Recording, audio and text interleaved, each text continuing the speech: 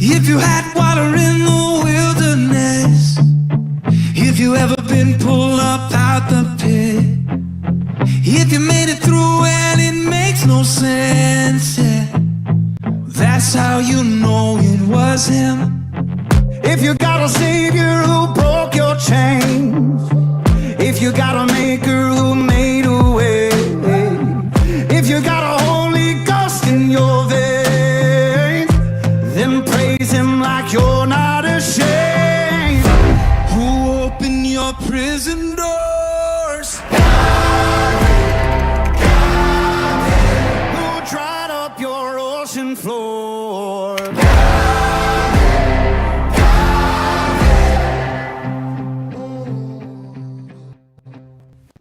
Bom dia, igreja. Glória a Deus pela sua vida que está aqui nesse domingo pela manhã. É muito bom estar aqui. Amém? Eu queria já te convidar a deixar sua Bíblia aberta em Lucas capítulo 24. Nós estamos na nossa série de mensagens. Deus, o transformador de histórias. E enquanto eu estava pensando no que ministrar, eu estava ali pensando no sermão de hoje, eu lembrei de uma história que eu vivi um tempo atrás com a minha família. A gente estava viajando e o meu sogro, ele é uma bênção, mas ele não gosta de GPS, assim, ele não gosta. Foi motorista de ônibus muito tempo, então, acaba conhecendo muito bem, sabe se virar ali muito bem dirigindo. E a gente estava fazendo uma viagem para visitar justamente a tia dele, então era um lugar que ele já tinha ido algumas vezes, mas só por aquele desencargo de consciência, para saber o tempo, eu fui e coloquei ali no GPS para ir acompanhando quanto faltava, e tudo mais. Só que ele não gosta do GPS, os dois agora são quase inimigos. E em um determinado momento a gente estava ali, na BR, indo para essa casa, eu vi que ele não estava diminuindo a velocidade, não ligou o pisca-alerta para entrar na próxima saída à direita. E eu peguei e falei para ele assim: sogro, o GPS está falando que é para entrar na próxima saída à direita. Ele virou para mim: não, Erickson, eu já conheço esse caminho, aqui é reto, eu tenho certeza que é para seguir reto aqui, que vai dar tudo certo, a gente vai chegar lá. Ele foi e seguiu reto. Eu só ouvi o GPS falando aquela vozinha que nos humilha, sabe? Recalculando rota, quando a gente erra a entrada. E quem está acostumado a viajar em BR sabe, errou a entrada, meu Deus, é quase uma outra viagem para voltar e conseguir achar uma saída e um retorno. E aí ele foi, passou direto, eu ouvi aquela vozinha. Quando eu olhei para o tempo que faltava, quando eu olhei para a quilometragem, eu vi que acrescentou 20 km no nosso, da quantidade de estrada que teria para percorrer até chegar no destino. Então isso acabou nos atrasando em muito a nossa chegada ao local que a gente ia chegar. E por que eu estou te falando isso? Porque a gente tem um GPS espiritual também. O grande problema é que a gente às vezes acaba virando inimigo desse nosso GPS espiritual, que se chama a palavra de Deus, que é ela que vai nos dar um norte, ela que vai nos trazer uma direção, ela que vai nos mostrar para onde nós devemos ir, ela que vai mostrar qual caminho a gente deve seguir, qual rota nós devemos pegar. Só que muitas vezes a gente acaba ignorando esse GPS da nossa vida, a gente acaba ignorando essa palavra que vai nos guiar, e isso acaba nos levando para lugares complicados, acaba muitas vezes nos deixando perdido, porque nós não ouvimos essa voz, nós não demos atenção a essa palavra, e muitas vezes a gente acaba atrasando em muito aquilo que Deus quer fazer em nós e através de nós, porque nós decidimos trilhar os nossos próprios caminhos. E pensando sobre isso, tem 2 rapazes na Bíblia que acabaram fazendo isso. Só que eles foram muito pior, porque eles não pegaram apenas o desvio errado, ou a entrada errada, eles não pegaram apenas o caminho errado, eles saíram do seu destino para um caminho errado. Então eu queria que você abrisse junto comigo lá em Lucas capítulo 24, a gente vai ler a partir do verso 13, que diz assim: naquele mesmo dia, 2 deles estavam indo para um povoado chamado Emaús, a 60 estádios de Jerusalém. No caminho conversavam a respeito de tudo o que havia acontecido. Enquanto conversavam e discutiam, o próprio Jesus se aproximou e começou a caminhar com eles, mas os olhos deles foram impedidos de reconhecê-lo. Ele lhes perguntou: sobre o que vocês estão discutindo enquanto caminham?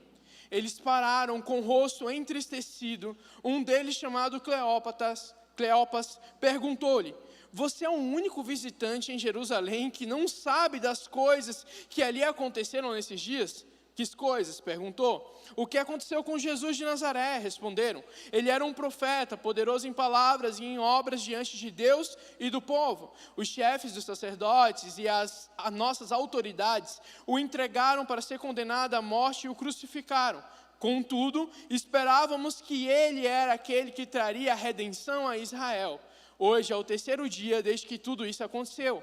Algumas das mulheres entre nós nos deram um susto hoje. Foram de manhã cedo ao sepulcro e não acharam o corpo dele. Elas voltaram e nos contaram ter tido uma visão de anjos, e estes disseram que ele estava vivo.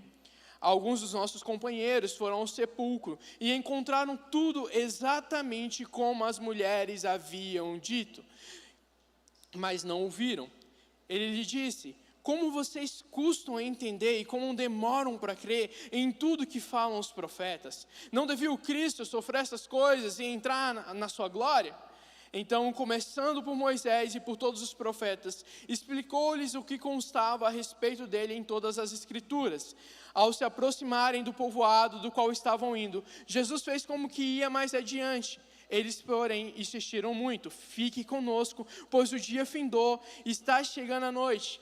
Então entrou para ficar com eles. Quando estava à mesa com eles, tomou o pão, deu graças, partiu-lhes e deu a eles. Então os olhos deles foram abertos e o reconheceram, mas ele desapareceu. Então perguntaram um ao outro: não ardia o nosso coração enquanto ele falava no caminho e nos explicava as Escrituras? Imediatamente levantaram-se e voltaram para Jerusalém. Ali encontraram os que estavam com eles reunidos, que diziam: é verdade, o Senhor ressuscitou e apareceu a Simão. Então os dois contaram o que tinha acontecido no caminho e como haviam reconhecido Jesus quando partiu o pão. Só até aqui, feche seus olhos. Senhor, nós queremos clamar a Ti hoje, Pai, que a Tua palavra, Senhor, venha ministrar no nosso coração, Senhor, que hoje, Senhor, a Tua palavra possa nos trazer de volta ao destino, que possa recalcular a rota da nossa vida, Senhor, e nos levar completamente para a Tua vontade, Senhor, em nome de Jesus, amém. Esse texto, ele é muito curioso, porque ele começa contando ali que tem 2 discípulos indo para Emaús, saindo de Jerusalém, indo para Emaús. E o interessante e curioso desse versículo é que quando Jesus chega naquele lugar, chega naquele caminho e se encontra com aqueles homens e pergunta por que eles estão tristes, eles vão dar um relato que pode até nos chocar, né, a começo, porque fala assim: olha, esse Jesus, que era um grande homem aos olhos de Deus e aos olhos do homem também, ele foi crucificado, ele morreu, né? Hoje é o terceiro dia. Algumas mulheres foram no sepulcro e falaram que viram anjos que falou que ele ressuscitou. Mas não apenas isso, alguns de nós foi até lá e encontraram tudo exatamente como elas disseram e não encontraram Jesus lá, ou seja, Jesus não estava mais no sepulcro. Então, quando a gente olha para esses homens, a gente percebe que eles têm um pleno conhecimento do que aconteceu em Jerusalém. Só que mesmo tendo conhecimento de que o Jesus, a quem eles eram discípulos, a quem eles seguiam, a quem eles amavam provavelmente, havia ressuscitado, ainda assim eles tomam uma decisão de ir para Emaús. E é interessante porque nitidamente Deus queria fazer algo em Jerusalém. Deus queria se manifestar naquele lugar. Não à toa, depois ele vai pedir para que os discípulos fiquem naquela cidade até que do alto eles sejam revestidos com o Espírito Santo. E em Atos 2 nós vamos ver que realmente Deus queria fazer algo naquele lugar. Porém a gente olha para esses 2 discípulos e a gente vai ver que eles vão fazer um pequeno desvio de Jerusalém. Eles vão se desviar, né? A Bíblia fala ali de alguns estádios que a gente pode converter para quilômetros, fica mais fácil da gente ter noção. Eles vão se desviar 11 quilômetros de Jerusalém, que era a distância que tinha de Emaús até Jerusalém. E vamos ser sinceros, quando a gente pensa assim, 11 quilômetros, não é muita coisa, não é verdade? 11 quilômetros era quase de onde eu morava até aqui na igreja, que era ali no Santa Quitéria, um pouquinho menos, mas quase isso. Tem alguns aqui que moram muito mais longe do que apenas 11 quilômetros. Nós temos irmãos de Araucária, nós temos irmãos aqui de São José, que é muito mais longe. Então, quando a gente olha para 11 quilômetros, não é um desvio tão grande. Não é uma distância tão grande do local onde Deus iria se manifestar. E às vezes a gente tem essa sensação de que, poxa, o desvio que eu tomei na minha vida não é tão longe assim. não é tão grande assim, não é tão gigante assim. Às vezes é só um comportamento errado, ou às vezes é só uma omissão, às vezes é só uma desobediência, às vezes é só um conflito que nós arrumamos dentro da nossa família, com o esposo, com a esposa, com os filhos, e a gente vai tendo ali pequenos desvios, pequenas coisas que vão nos afastando da vontade de Deus, e a gente começa a se afastar cada vez mais, mas a verdade é que quanto mais nós nos afastamos, mais distante nós vamos ficando do epicentro da vontade de Deus, e menos a gente vai experimentando da vontade dEle. E quando a gente fala de epicentro, quando tem um terremoto, o epicentro normalmente é o lugar ali onde a gente mais vai sentir, a consequência daquele terremoto, os efeitos daquele terremoto, e quanto mais próximo, mais nós vamos sentir. E onde eu quero chegar com tudo isso? Quanto mais nós nos desviamos da vontade de Deus, quanto mais nós nos afastamos dos planos de Deus para a nossa vida, da presença de Deus para a nossa vida, menos a gente vai sentir os efeitos de estar na presença dEle. Menos a gente vai sentir a bondade de Deus agindo na nossa vida. Menos a gente vai sentir o Espírito Santo se movendo através de nós. E cada vez mais a gente vai indo para um lugar de frieza. E é por isso que quando a gente olha para os discípulos a caminho de Emaús, quando Jesus vai e chega até eles e pergunta ali o que aconteceu, a Bíblia vai nos falar que com o rosto entristecido, porque eles haviam perdido a alegria de estar no centro da vontade de Deus. Eles tinham perdido a alegria de estar no centro da presença desse Cristo a quem eles amavam. E às vezes o nosso pequeno desvio nem é algo pecaminoso. Às vezes é só um desânimo. Não, para quê? Para que ir para a célula hoje? Para que ir para o culto hoje? Só que a gente vai se desviando, a gente vai se afastando, lentamente a gente vai desviando, e quando a gente percebe, a gente está cada vez mais longe. E o interessante é que esses discípulos, e são discípulos porque tinham Cristo como mestre, conheciam a Jesus. Só que quando Jesus chega no meio do caminho para Emaús ali falar com eles, os olhos deles foram impedidos de reconhecer Jesus, porque eles já estavam fora de rota. E a verdade é que quanto mais nós nos desviamos, quanto mais nós nos afastamos daquilo que Deus quer para a gente, da presença do Senhor, mais os nossos olhos vão tendo dificuldade de reconhecer Cristo no nosso dia a dia. Aí é quando o nosso coração começa a se encher de incredulidade muitas vezes. Muitas vezes o nosso coração vai se encher de desânimo, de tristeza, porque nós estamos nos afastando daquilo que Deus tem para nós. Nós estamos nos afastando da presença do Senhor. Nós estamos desviando a nossa rota e os nossos olhos vão sendo impedidos de enxergar quem é Cristo porque nós não estamos mais vivendo numa verdade que é Jesus, mas nós passamos a escolher a mentira, que é os nossos próprios caminhos. A verdade é que quando nós desviamos da presença de Deus e da vontade do Senhor, nós nos desviamos da verdade de Deus para a nossa vida. E aí é onde a gente vai aceitando várias e várias mentiras, como se fosse uma verdade. Cristo ressuscitou, mas não sei se foi bem assim, A gente esperava que ele ia ser o grande libertador de Israel e isso não aconteceu. O que aconteceu na minha vida? É que eu esperava que Jesus iria curar a minha avó, curar a minha esposa, curar o meu filho, e na verdade não curou. E aí a gente vai achando que só porque Deus não fez o que a gente esperava que Ele fizesse, Ele deixou de ser Deus. Mas na verdade Deus ele tem o controle de todas as coisas, e se Ele não fez, amém, glória a Deus por isso. Talvez Ele faça em algum momento, amém. Mas se Ele não fizer, Ele continua sendo Deus, e o nosso dever é permanecer no centro da vontade do Senhor, no centro da presença de Deus, porque é nesse lugar que a gente vai viver os planos de Deus para a nossa vida por completo. E é por isso que há tantas pessoas se sentindo perdidas, se sentindo deslocadas, se sentindo fora do lugar, porque foram aceitando os pequenos desvios, pequenas coisas que nos afastavam de Deus, e quando viu já era longe demais, e se sentiu sem força para voltar. Na aviação, eu até anotei aqui para não esquecer, porque é muito número. Na aviação existe um princípio chamado regra de 1:60. Ela diz que para cada 60 milhas náuticas, que é aproximadamente 11 quilômetros, que uma aeronave voa, um erro de 1 grau na navegação a desviará da sua rota 1 milha náutica, ou seja, 1,8 km aproximadamente.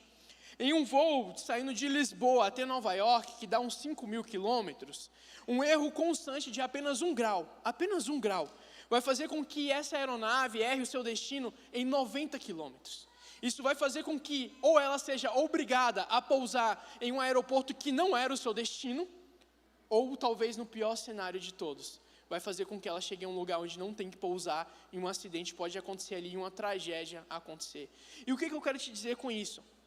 Talvez hoje, na sua vida, é um grau que está desregulado da presença de Deus. É apenas um detalhe, é apenas uma vírgula, é apenas uma coisinha.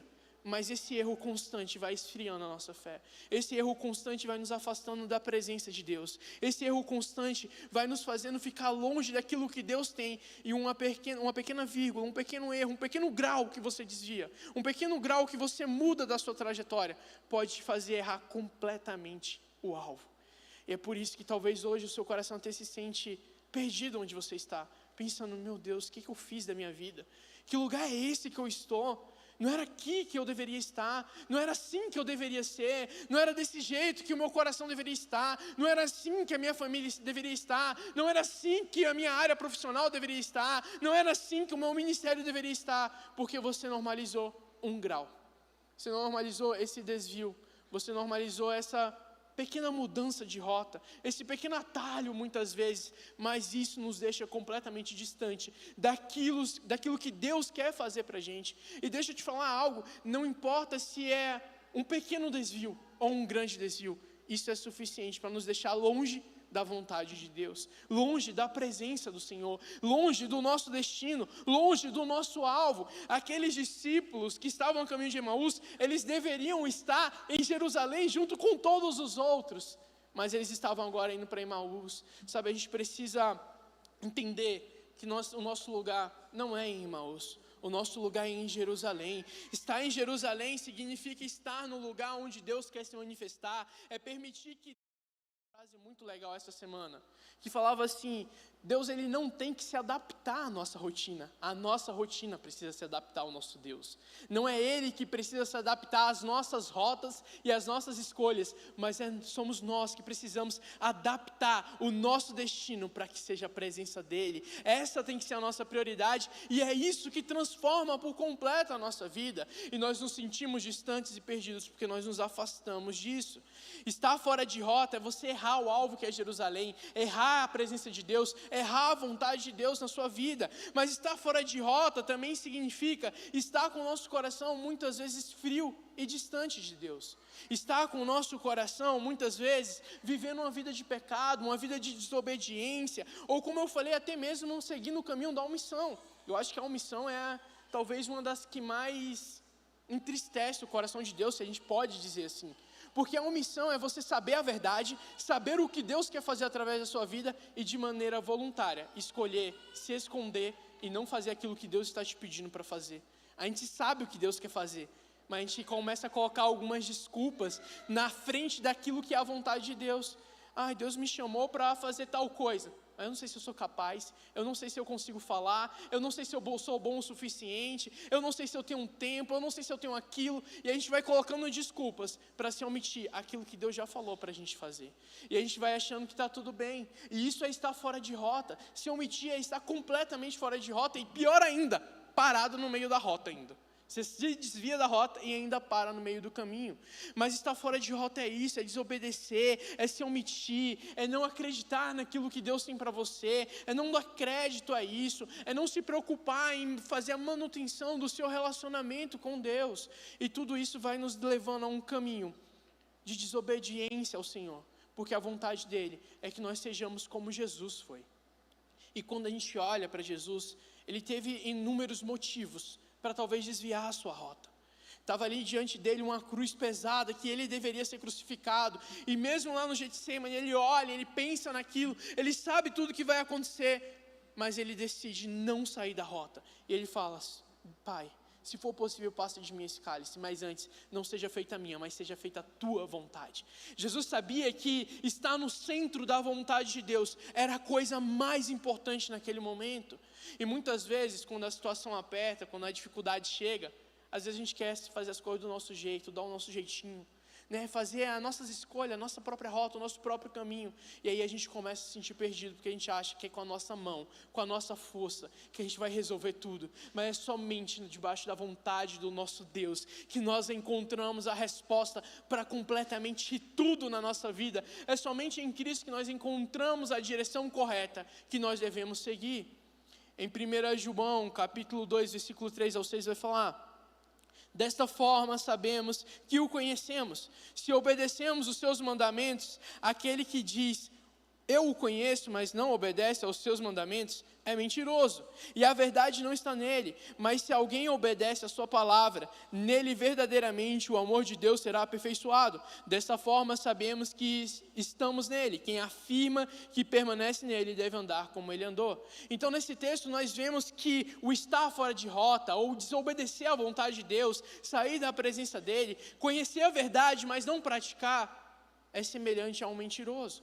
E é por isso que quando nós estamos fora de rota da presença de Deus, nós estamos vivendo uma mentira sobre a nossa vida. Nós estamos vivendo uma mentira que muitas vezes vai nos conduzir para caminhos de trevas, porque isso vai nos cegar, a gente não vai enxergar o que está na nossa frente, a gente não vai saber para onde Deus quer nos conduzir.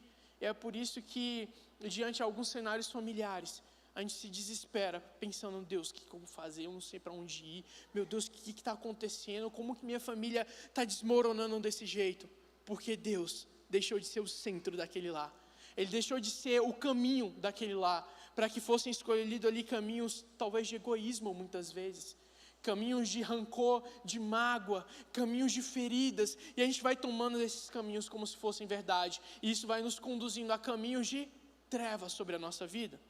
Em 1 João, capítulo 1, versículos 5 ao 6, vai falar assim: esta é a mensagem que dele ouvimos e transmitimos a vocês. Deus é luz e nele não há trevas algumas. Se afirmamos que temos comunhão com ele, mas andamos nas trevas, mentimos e não praticamos a verdade.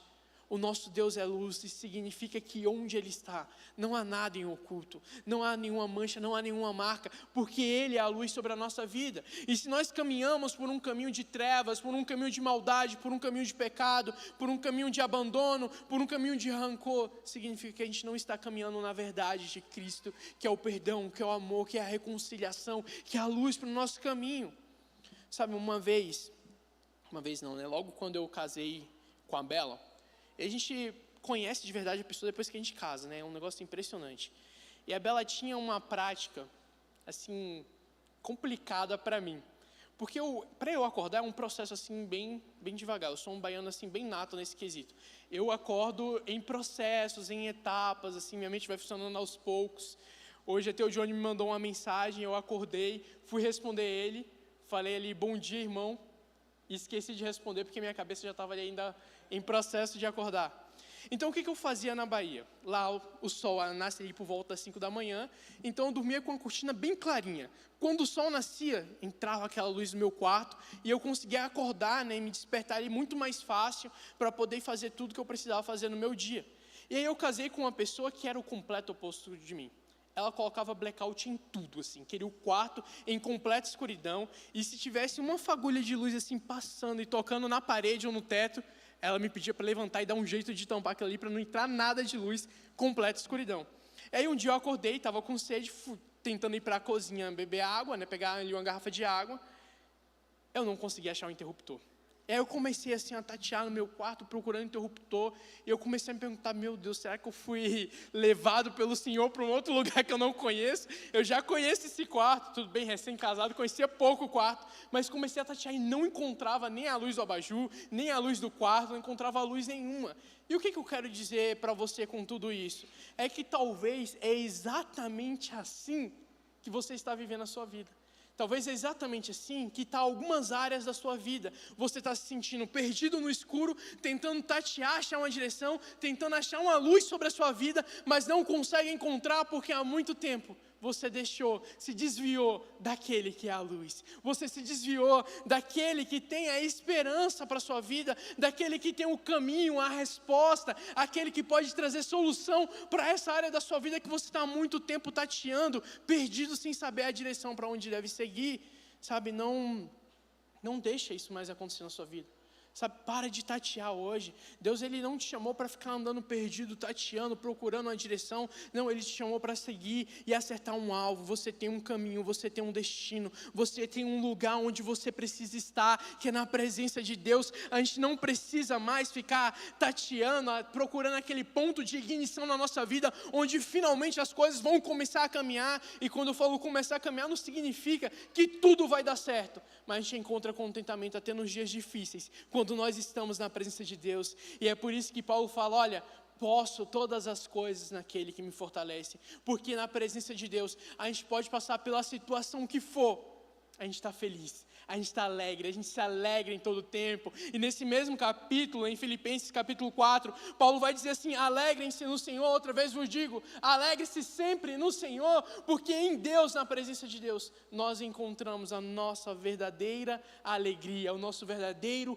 propósito, o nosso verdadeiro destino. E é por isso que a gente pode passar pelas mais difíceis situações, a perca de um parente querido, ou uma demissão inesperada, seja qual for a situação, a gente pode passar com o coração tranquilo, confiando que Deus não perdeu o controle de absolutamente nada na nossa vida, e que tudo está debaixo de suas mãos. E talvez você esteja se sentindo assim hoje, perdido em trevas.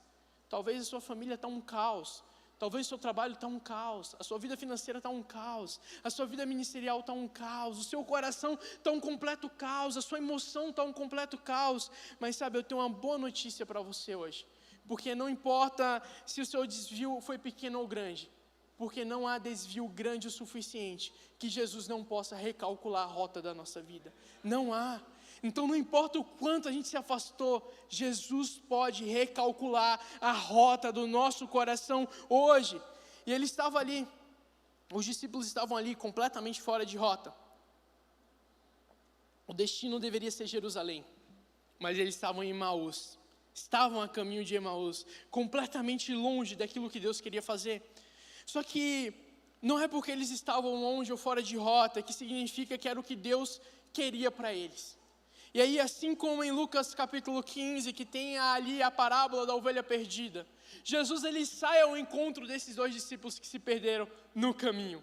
Jesus vai ao encontro desses dois discípulos e chega lá para poder resgatar eles, trazer de volta para o aprisco, trazer de volta para perto das outras ovelhas. Jesus não queria que eles se desviassem. Deixa eu falar algo para você. Não importa se você está vivendo uma vida de trevas hoje sobre você, se está tudo escuro, se os céus estão fechados, se você está distante, Jesus hoje, Ele é o bom pastor, que vem até aqui para te resgatar hoje, para te tirar do caminho que te afasta dEle, para te levar de volta para o centro da vontade dEle, para o centro da presença dEle. E como que Jesus vai fazer isso? É interessante, né? Porque Jesus poderia chegar lá, naqueles discípulos e falar assim, ó, eu sou Jesus, vocês estão tudo errado, volta para Jerusalém. Poderia, não poderia? Acho que seria talvez até mais simples assim para falar, só falar isso. Mas o interessante é que Jesus chega até eles, e a Bíblia vai nos falar que Cristo começa o processo com eles, expondo as Escrituras. Então Jesus ele começa ali desde Moisés até os dias daquele momento que estavam vivendo, explicando as Escrituras e explicando o porquê Cristo precisava morrer e ressuscitar. E aí em Salmo 119, versículo 105, a palavra vai nos falar que a tua palavra é lâmpada para os meus pés e luz para os meus caminhos. Então olha que coisa linda. Então é por isso que Jesus, ao encontrar com aqueles discípulos, ele começa não falando, olha, eu sou Jesus, volta para Jerusalém, vocês estão tudo errado, podia quebrar os dois ali no tapa, volta para lá. Não, Jesus começa a expor as Escrituras, porque é a palavra de Deus que é luz para o nosso caminho. E por que a palavra de Deus ela é luz para o nosso caminho? Primeiro porque ali está o nosso manual de conduta. Ali está a maneira como nós devemos caminhar e nós devemos ser. Mas a coisa mais importante da palavra, a coisa mais importante das Escrituras, é que toda a palavra, de Gênesis a Apocalipse, ela aponta para um só nome, que é o nome de Jesus. Então, quando a gente olha para a palavra, ela não é apenas um livro, um amontoado de palavras, ou um conjunto, né, de palavras ali aglomeradas de qualquer jeito. Não, ela é a revelação de quem Cristo é. A Bíblia é o único livro onde nós temos o privilégio de poder ler ela sempre, todas as vezes, na presença daquele que é o autor e consumador dessa obra. E é por isso que a palavra ela é tão importante, e é por isso que enquanto Jesus falava da palavra para aqueles homens, queimava o coração deles, porque era o próprio Cristo, aquele que é a palavra, revelando a sua palavra. Sabe, não é só abrir a nossa Bíblia de qualquer jeito e ler. Não é só abrir ela e, eu vou sortear um versículo aqui aleatório. Deixa eu ver, não, esse aqui não gostei não fala da minha vida, esse aqui. Não é fazer isso. A Bíblia é a gente abrir falando assim, Jesus, senta aqui do meu lado. Se revela para mim através dessa palavra. Mostra para mim através dessa palavra quem Tu és. Porque o que transforma é a revelação de quem Cristo é sobre as nossas vidas. E é interessante porque a gente leu aqui que a palavra é lâmpada para os meus pés e luz para os meus caminhos. Só que em João, capítulo 1, versículo 1, vai falar assim, no princípio era a palavra, e a palavra estava com Deus, e a palavra era Deus. E aqui João está falando de Jesus. Deixa eu te falar uma coisa, a palavra ela é luz para o nosso caminho, mas quem é a palavra é Jesus. Então nós podemos entender que quando nós estamos em Cristo, Ele lança a luz sobre nós, e é por isso que não é apenas ler a Bíblia de qualquer jeito, mas é ler para buscar e conhecer quem Jesus é buscar para ter a revelação de quem Cristo é, dos planos de Cristo para a nossa vida, e é isso que vai nos transformar. E é por isso que tem tanta gente que às vezes até tatua a Bíblia, coloca no carro e faz um monte de coisa, às vezes estampa na parede de casa, estampa na parede do seu comércio, mas não vive uma vida que revela Jesus. Porque não é só saber a palavra, não é só saber o que vai acontecer, não é só saber o que é que aconteceu, mas é você ter um relacionamento com aquele que é a própria palavra. Não é só dizer que sabe quem Jesus é. Saber quem Jesus é, até o diabo sabe, não é verdade? Mas ter relacionamento com aquele que é a palavra é o que transforma e muda a nossa vida por completo. É aquilo que vai recalcular a nossa vida, porque quando nós estamos em trevas, é Jesus que é a luz sobre nós, Ele que é a palavra, que é a luz para os nossos caminhos. E glória a Deus por isso. Mateus capítulo 4, versículo 16. O povo que vivia nas trevas viu uma grande luz. Sobre os que viviam na terra de sombra e morte, raiou uma luz. E aqui em Mateus 4,16, a gente vai ter a consumação daquilo que eu estou tentando explicar, que Jesus é a palavra, e se Ele é a palavra, Ele é a luz para os nossos caminhos. E aqui em Mateus capítulo 4,16, vai falar que onde havia trevas, viu uma grande luz, onde havia um povo que habitava em sombra de trevas, de morte, raiou a luz que é Cristo. Deixa eu te falar uma coisa, não importa o quão em trevas sua vida está, o quão perdido você está, se você deixar que hoje, aquele que é a palavra, que é Jesus, brilhe no seu coração, que Ele acenda essa chama no seu coração, que Ele venha iluminar, Ele vai te dar a direção, Ele vai te dar o caminho a ser seguido, Ele vai trazer luz para a sua vida, Ele vai te arrancar desse lugar de morte e te trazer para a vida que é Ele. Em João capítulo 14, versículo 6, vai dizer assim, Jesus respondeu, eu sou o caminho, a verdade e a vida, ninguém vem ao Pai, se não ser por mim. Então olha que coisa mais interessante agora, Jesus Ele é a palavra é luz, então Jesus é a luz para a nossa vida. Então Jesus Ele vai iluminar os nossos passos, Jesus vai iluminar o nosso caminho. Só que a coisa mais bonita de tudo isso é que Ele ilumina o nosso caminho, mas Ele também é o nosso caminho. Ele te ilumina para que você possa andar e trilhar nele.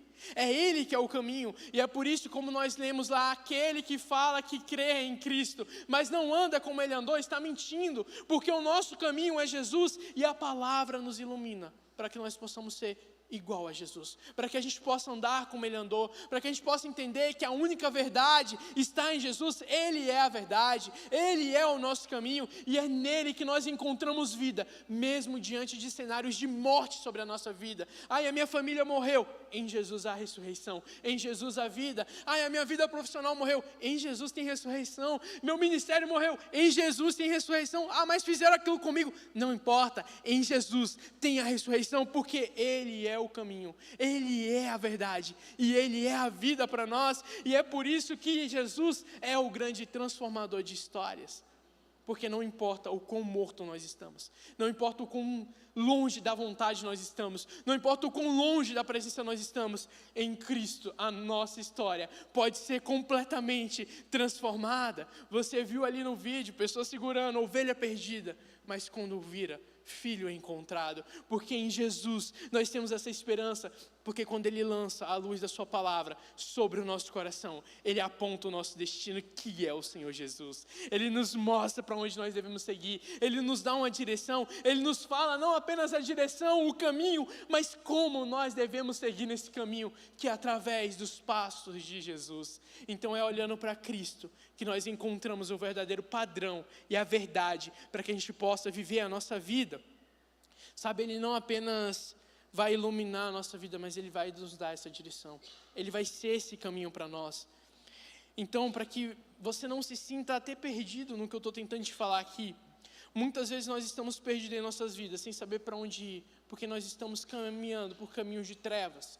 Mas a boa notícia é que Jesus, Ele veio para ser essa luz na sua vida. Isso significa que não andamos mais perdidos como uma ovelha perdida, mas que o Pai, o bom pastor, veio nos restaurar, veio restaurar a nossa vida por completo em todas as áreas. E é em Cristo que nós vamos encontrar o verdadeiro propósito e vida para nós, se nós permitirmos que a luz da verdade de Cristo entre no nosso coração.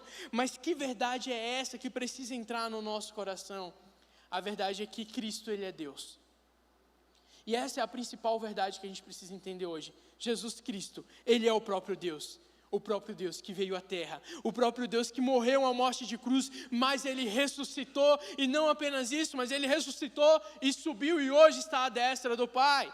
Esse Jesus Cristo nos dá uma verdade que Ele vai retornar para buscar o seu povo, para buscar a sua igreja incorruptível, a sua igreja santa, mas até lá, a verdade de Deus nos garante que Ele nos envia o Consolador. E quem que é esse Consolador? O Espírito Santo. Então, até que Cristo volte para nos buscar e nos levar para morar com Ele, nós temos o privilégio de ter o Espírito Santo habitando dentro de nós. E não apenas isso, a verdade é que o Espírito Santo vai trazer esse selo no nosso coração, nos garantindo que nós somos um filho amado por Deus, adotados por meio de Jesus Cristo. Então a verdade é que você não é um filho mais órfão, você agora tem um pai amoroso, um pai verdadeiro, um pai que te adotou, um pai que te ama de maneira incondicional e que entregou Jesus Cristo para morrer em seu lugar. A verdade é que esse Espírito Santo que nos cela, que nos consola, também é o Espírito Santo que nos capacita e nos direciona. E é por isso que desculpas e mentiras como eu não sou capaz, ou eu não posso, ou eu não sou bom o suficiente para fazer aquilo que Deus tem para mim, não pode ser uma verdade mais no nosso coração, porque não depende do que eu ou você pode fazer, mas do que Cristo pode fazer através de nós, e glória a Deus por isso. E esse Espírito Santo, Ele vai nos capacitando para que a gente possa cumprir, não a nossa agenda, não o nosso propósito, não o nosso próprio caminho, mas que a gente venha cumprir uma agenda e um propósito do reino dos céus, para que a gente possa ter um caminho que nos leve direto ao Pai. E que caminho é esse? É o nosso Senhor Jesus Cristo. Então é por isso que não há mais tempo nem espaço para que a gente venha perder a nossa vida com mentiras e com medo, com missões, com desculpas, mas a gente tem que se apegar à verdade de Deus. A gente precisa se apegar porque Jesus nos iluminou com a verdade do seu Evangelho. Evangelho significa boas novas. As boas novas de Deus chegou sobre a nossa vida. E qual que é a boa nova de Deus? Que Jesus, Ele é o caminho, Ele é a verdade e Ele é a vida. Que Jesus, Ele é a glória do Pai revelada para nós. Ele é a glória do nosso Pai revelada a nós. E eu acho interessante porque quando a gente entende que Cristo, aquele que é a palavra, aquele que é o verbo, é a glória do Pai revelada para nós. E aí a gente volta para o texto de Emaús, a gente vai perceber um detalhe muito curioso. São 2 discípulos a caminho de Emaús, mas a gente só sabe o nome de um discípulo. E o nome desse discípulo que nós temos revelado é Cleopas, que em grego significa Cleopas, que de forma abreviada ali, vem do Cleópatros, que significa a glória do Pai. E olha que interessante, eles estavam perdidos. E aquele que carregava o nome dele como a glória do Pai, não estava reconhecendo aquele que era a glória do Pai. Mas quando ele tem esse encontro com a palavra de Cristo, seu coração começa a queimar, e ele percebe que a revelação da palavra apontava para aquele que estava na sua frente, que era Jesus, e ele percebe que é Cristo, a glória do Pai é revelada novamente para ele, e ali ele pode ter um encontro novamente com Deus. E aí a gente vai ler mais para frente, que Jesus vai se sentar com eles e repartir o pão. Como eu falei, não é só apenas a gente ler a Bíblia, mas a gente ter comunhão com aquele que é a palavra. Não é só a gente buscar respostas rápidas na Bíblia, mas a gente procurar ter uma comunhão com aquele Jesus que se revela através da Bíblia. Quando eles sentam para dividir o pão com Jesus, é quando os olhos deles se abrem, é quando eles reconhecem quem Cristo é. Deixa eu te falar algo, Cristo quer não apenas ser um conhecido seu, ou aquele que te entrega respostas fáceis. Jesus Cristo não é o ChatGPT, né, que a gente manda lá, como cozinhar um arroz, ele responde rapidinho. Aí tem gente até que faz isso, né, no ChatGPT, o que eu faço da minha vida agora? Qual faculdade eu vou escolher? Qual trabalho eu devo escolher? E vai deixando ali a inteligência artificial escolher tudo assim de uma maneira bem genérica. Não, Jesus Cristo, ele quer caminhar ao seu lado, ele quer se relacionar com você, ele não quer só que você ficar te dando respostinhas rápidas, mas ele quer comunhão com você, ele quer te abraçar, te chamar de filho, te chamar para perto, caminhar junto com você. Claro que quer te ajudar nas suas decisões e te guiar em tudo, mas ele quer muito mais que isso, ele quer o seu coração por completo, e é isso que nós precisamos fazer. E aí quando os discípulos têm esse momento de comunhão com Cristo, vem um momento assim mais engraçado, porque Cristo vai e se revela para eles, eles reconhecem a Cristo, e sabe o que acontece? Eles caminharam, provavelmente, ali um bom tempo, até chegar em Emaús. E aí, quando eles estão chegando em Emaús, eles vão falar assim para Jesus, olha, está escurecendo, vem, fique conosco, porque Jesus fez como quem ia mais adiante. Acho que Jesus estava até falando para eles, olha, Emaús não é um lugar de parada não, pessoal, tem que seguir, não é para parar aqui não. Mas eles convidam Jesus para chegar, e aí eles falam, está quase anoitecendo, entra, não é bom você continuar caminhando. Mas quando eles reconhecem que é Cristo, a palavra nos fala que imediatamente aqueles homens se levantam e voltam para Jerusalém. Deixa eu te falar uma coisa, se você permitir que Cristo hoje, com a sua palavra, ilumine seu coração e acenda essa chama no seu coração, vai ser algo tão irresistível, que eu não vou nem precisar te chamar para vir aqui no apelo não, vai ser tão irresistível que imediatamente você vai falar assim, meu Deus, eu preciso estar mais perto desse Jesus, eu preciso voltar para o meu destino, eu preciso voltar para o centro da presença de Deus, eu preciso voltar para o centro da vontade do Senhor. E aí a Bíblia fala que eles imediatamente se levantaram e voltaram para Jerusalém, eles voltaram para o destino do qual eles não deveriam ter saído, e isso é muito lindo. E após esse encontro, eles vão retornando, e como eu falei, duas coisas me chamam a atenção. Uma é essa que eu já te falei, que eles imediatamente já voltaram para o destino, porque a palavra de Deus redireciona os nossos pensamentos, as nossas vontades, os nossos caminhos. Mas a segunda coisa que eu percebo é que eles voltam para Jerusalém para se encontrar com os seus irmãos do qual eles haviam abandonado. Os outros discípulos que continuaram reunidos, que eles estavam juntos quando recebeu a notícia de que Jesus havia ressuscitado, eles retornam agora para perto dos seus irmãos. Deixa eu te falar uma coisa hoje muito preciosa. Ninguém no reino de Deus foi chamado para caminhar sozinho. Ninguém. E é por isso que quando a gente tem um encontro com a palavra de Deus, quando a gente tem um encontro com Cristo, a gente entende que a gente precisa voltar para onde os nossos irmãos estão. Que a gente não foi chamado para ser uma ovelha que caminha sozinho pelo caminho, mas que nós temos um rebanho que nós fazemos parte. E isso é extremamente importante. Nós não estamos aqui para excluir ninguém, mas nós também não estamos aqui para nos auto-excluir, para a gente se afastar. Tem gente que é assim, né?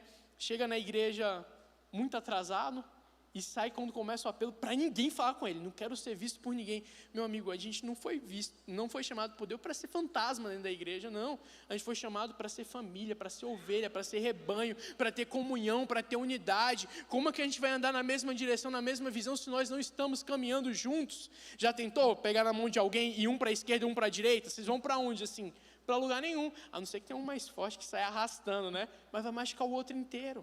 Então a gente não está aqui para sair arrastando ninguém, a gente não está aqui para andar em direções diferentes, mas nós estamos aqui para estarmos todos juntos no mesmo destino, que é a vontade de Deus, em unidade. E quão bom é isso, porque quando a gente está em unidade e um começa a se desviar, começa a se afastar, está ali no primeiro grau, a gente tem o nosso irmão que pode chegar e falar bem assim, olha, eu vejo que você está indo por um caminho que não é muito bom para a sua vida. Você precisa estar em Jesus. A gente vai se ajudando, a gente vai se abençoando. Aqueles que foram transformados, vai ajudando um a transformar o outro. E glória a Deus por isso. A gente pode ir se abençoando um ao outro. E quão bom é isso. A gente chegou aqui, fui abençoado com esse louvor maravilhoso. Fui abençoado com a consagração. Fui abençoado pelo João Binotto, que chegou aqui e veio orar por mim. Fui abençoado por uma integração que me recebeu super bem ali, todo mundo feliz, todo mundo sorrindo. E você foi muito abençoado por vários irmãos aqui hoje. E agora eu posso também compartilhar um pouco daquilo que Deus faz na minha vida, das boas novas que eu recebi dele com você também, e abençoar a sua vida com essa palavra que transformou a minha. Então a gente pode ir se abençoando um ao outro, mas só quando nós estamos vivendo em unidade. Porque se a gente está andando sozinho, a gente não abençoa ninguém. E a gente também não é abençoado por ninguém. Uma ovelha sozinha fica vulnerável aos lobos, aos leões, como a Miriam falou aqui. Fica muito fácil do leão que está ao nosso redor querendo nos tragar, venha nos matar, venha nos ferir. Mas quando nós estamos andando junto, em unidade, um pode defender o outro. Eu vi um vídeo de um leão que foi atacar um búfalo. E eles sempre procuram aquele que é mais frágil, aquele que é mais doente, aquele que está machucado. E aquele leão vai de encontro com aquele búfalo, e vai e morde aquele búfalo, e começa a atacar ali para tentar matar. Só que os outros búfalos que estavam em volta, vendo aquilo, falaram, não, vamos lá junto. Começaram a pegar o coitado do leão, que eu só vi o leão voando assim no vídeo, caiu, teve que sair correndo. Deixa eu te falar uma coisa, é quando nós estamos fracos, que o inimigo mais vai querer nos atacar, mas quando a gente está em unidade, um abraça o outro, um ajuda o outro. E é por isso que quando eles reconhecem a Jesus, e eles veem Jesus, eles entendem que ele tem um bom pastor, e esse bom pastor tem um rebanho, e eles fazem parte desse rebanho, e eles vão voltar para aquele lugar. E aí quando eles voltam para aquele lugar, eles começam a testemunhar que viram Jesus Cristo ressurreto. E aí a partir daí a gente vai ver uma sequência de acontecimentos na Bíblia. Porque eles vão retornar, eles vão se encontrar com aqueles outros discípulos que estão testemunhando também da ressurreição de Cristo, e eles vão poder compartilhar que viram esse Cristo ressurreto, e em seguida, eles vão poder ver também Jesus Cristo sendo glorificado e elevado aos céus, porque eles voltaram e agora estão com aqueles mesmos discípulos que viram Jesus sendo levado aos céus. Esse mesmo grupo vai receber uma promessa em Atos capítulo 1, que eles receberiam poder quando o Espírito Santo descesse sobre eles, para que eles fossem testemunhas, tanto em Judeia, Samaria, e Jerusalém, até os confins da terra. Então eles vão receber aquela promessa junto com aquele grupo. E não apenas isso, mas eles também vão poder agora permanecer juntos com aquele grupo que permaneceu unânime em oração, clamando pelo quê? Pela descida do Espírito Santo. E não apenas isso, em Atos 2, eles também vão estar juntos com aquele grupo que recebe o Espírito Santo. E a gente vai ver ali que todos foram cheios do Espírito Santo de Deus. Então perceba a trajetória desses homens. Eles voltam para Jerusalém, se encontram com os 11, com os outros discípulos, eles vão receber ali a promessa de Cristo, eles vão ver Cristo sendo glorificado aos céus, eles vão ser cheios do Espírito Santo de Deus também, em Atos capítulo 2. Mas a minha pergunta para você é, o que teria acontecido com esses dois discípulos se eles tivessem decidido permanecer em Emaús? E por que eu estou te falando tudo isso? Porque talvez, só talvez, o sobrenatural de Deus na sua vida, o derramar, o transbordar de Deus na sua vida, na sua casa, na tua família e por onde você passar, só está faltando você voltar para o centro da vontade de Deus. Emaús não é onde o Espírito Santo desceu, é em Jerusalém. Onde você está não é um local onde Deus te chamou para estar. Deus te chamou para estar em um outro lugar, em uma outra situação, em um outro momento da sua vida, mas você tem fugido. Talvez hoje é o dia que Deus está te chamando para você voltar para o centro da vontade dEle, porque é no centro da vontade do Senhor que nós somos transbordados com o Espírito Santo de Deus, e nós somos revestidos com esse poder, com essa autoridade. É no centro da vontade de Deus que a nossa história é transformada, e de meros pescadores se torna agora um evangelista que em sua primeira mensagem ganha mais de 3 mil homens para Cristo. Por quê? Porque agora está no centro da vontade de Deus. Aquele que era um iletrado se torna agora o líder da igreja de Deus, porque ele teve a sua vida transformada. Mas para isso nós precisamos estar no centro da vontade de Deus. Pedro é outro que desviou completamente do caminho. Era para ele permanecer em Jerusalém, ele volta a pescar. Talvez você está igualzinho Deus quer te usar, Deus quer derramar através da sua vida, Deus quer fazer em você, mas você está indo pescar, está preocupado com outras coisas que nem tem importância, nem tem relevância, coisas talvez que Deus até pediu para você abandonar já, mas Deus está te chamando hoje, assim como Ele fez com Pedro, assim como Ele fez com esses discípulos, assim como Ele fez com a minha vida e a vida de muitos aqui, para que hoje o seu coração seja recentralizado na presença e na vontade de Deus. A banda pode subir. Hoje você pode estar se sentindo que você não olhou para o GPS e tomou o caminho errado na sua vida, que você perdeu a estrada, que você está perdido sem direção. É muito ruim estar perdido em um lugar onde você não conhece e você não tem um GPS. Talvez é assim que você se sinta hoje, perdido na sua própria vida, perdido nas suas próprias escolhas, perdido nos seus próprios caminhos. E você está completamente sem direção. E tudo isso tem gerado um medo em você do que será daqui para frente, o que vai acontecer. Talvez você está sentindo um medo aí com a pressão do futuro, para os que são mais novos, né? A faculdade, o que escolher, o que fazer, qual profissão seguir, qual casamento eu vou ter, com quem eu vou me casar, e vai essas escolhas. Mas talvez você está em uma outra fase da sua vida, que agora não é mais o medo do futuro, mas é o arrependimento das escolhas do passado, e você carrega dentro do seu coração muita culpa. Eu falhei com os meus filhos, eu errei com a minha filha, com meu filho, com a minha esposa, eu errei no meu casamento, eu errei naquilo, e aquela culpa vai te consumindo e te colocando nesse lugar de trevas. Esses dias, essa semana na verdade, foi uma semana bem complicada assim para mim.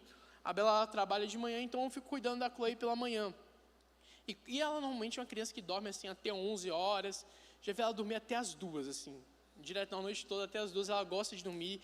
É uma mini adolescente de 1 ano e 5 meses. Só que quando ela acorda, esquece. Ela gosta de muita atenção, ela gosta de brincar muito. Se não dá atenção, ela tem um choro bem agudo, assim, que entra no mais profundo da nossa alma. E essa semana ela acordou todos os dias 7h30, 8 horas. Basicamente, mal tinha começado de fazer as coisas que eu precisava fazer de manhã, faculdade, preparar sermão, um monte de coisa que eu tinha que fazer. E ela acordou, eu não consegui fazer nada, não dormi bem também. E aí quando foi na sexta-feira de manhã que eu vi ela acordando, eu falei, Deus, não, faz dormir, derrama um som do sono, dorme. Orei, clamei, não dormiu. Foi difícil. Só que aí eu me peguei em uma situação muito complicada, porque eu comecei a ficar irritado com ela. Comecei a ficar estressado. Eu me esforço ao máximo para não demonstrar isso para ela. Mas no meu coração estava assim, criança, dorme. Por fora estava, vamos brincar, neném. Só que depois eu fiquei me sentindo muito culpado por isso. Fiquei, meu Deus, o que minha filha tem culpa dela ter acordado agora? Tadinha, vai que teve um pesadelo, ela já acordou chorando. Só que às vezes um erro bobo. Mas isso gerou muita culpa no meu coração. Depois eu cheguei para ela, nossa, Bela, me senti muito mal hoje. Porque eu fiquei muito irritado com a Chloe, tadinha, não fez nada, ela só despertou. Só queria brincar, só queria minha atenção, eu fiquei irritado com ela. Sabe, às vezes a gente carrega essas culpas no nosso coração. Mas a verdade é que quando eu percebi essa culpa, eu falei, não, mas eu não transpareci isso para ela. Eu amei, eu brinquei com ela, eu estava ao lado, eu fiz tudo aquilo que eu consegui fazer por ela naquele dia. Eu não posso aceitar que só porque eu tive um sentimento ruim eu vou carregar essa culpa. Deixa eu falar uma coisa. Eu sei que durante a nossa caminhada, a gente faz escolhas erradas. A gente escolhe caminhos complicados. A gente fere pessoas que a gente não queria ferir. A gente fere esposa, a gente fere maridos, a gente vai ferindo filhos, a gente vai ferindo pais, e a gente vai fazendo escolhas que vão gerando culpa no nosso coração. Ou muitas vezes você que é a vítima, e vai gerando rancor e mágoa no seu coração, mas se a gente vai deixando aquilo sendo alimentado dentro de nós, nós estamos desviando da rota que é Cristo. Porque se nós precisamos ser igual a Jesus, quando nós olhamos para Jesus, nele há perdão, nele há reconciliação. Nele há liberdade, nele há paz, nele há domínio próprio, nele há alegria. E esses sentimentos que nos causam medo, que nos causam culpa, que nos causam tristeza, não podem vir do Senhor, porque nele nós temos a alegria verdadeira. Nele nós podemos encontrar alegria nos dias difíceis. Nele nós encontramos a esperança, encontramos a nossa paz. Então talvez você esteja se sentindo assim, que você está há tanto tempo em Emaús, que não há mais essa esperança para você.